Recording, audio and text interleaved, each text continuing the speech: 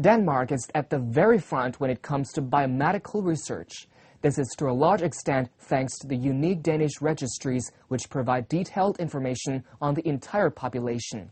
With the establishment of very large national biobank, Danish research is given new and competitively unique possibilities.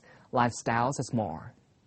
As a database containing tissue samples from all Danes and information about their family relationships, disease history and treatment, the Danish National Biobank supplements Denmark's national registers of medicine use, disease diagnosis, and family relations.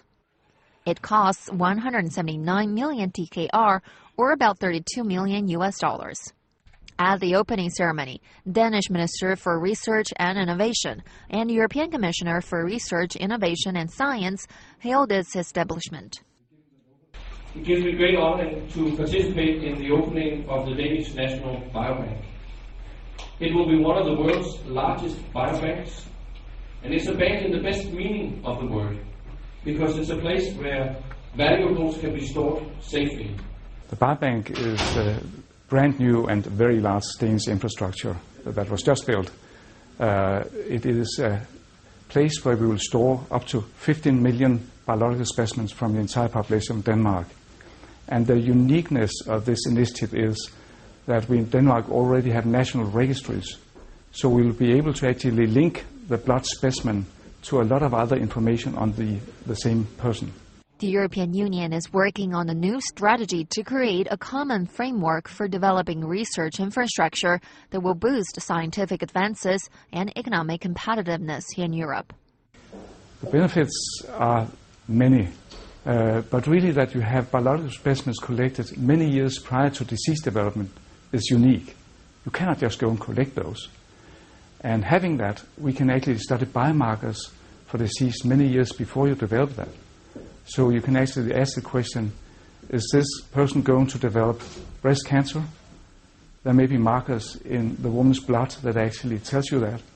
But without having the blood many years prior, you would not be able to see if that was the case. The Danish National Biobank consists of a building of more than 3,000 square meters for storing and retrieval of biological samples. The samples are stored in large coolers with temperatures down to 196 degrees Celsius below zero. And the advanced facility is not limited to Danish scientists. It is actually open for the entire world, so to speak, for research only, of course. But if you have a project you would like to do, you can actually go on the internet and look up our homepage, and you can there go in and look up our National Biobank register. And that will tell you whether we have the specimens that you want. If that's the case, you can then approach our coordinating center and they will assist you getting further into the biobanks and get the samples. The laboratories are equipped with the most advanced robots that will make more than 15 million biosamples available to Danish research within the coming years. They can also provide information that, among other things, can be used to define the effects of different kinds of medicine. Having a national registry on all the medications that we already taking, you can link that up and see whether those products actually are any good for other diseases.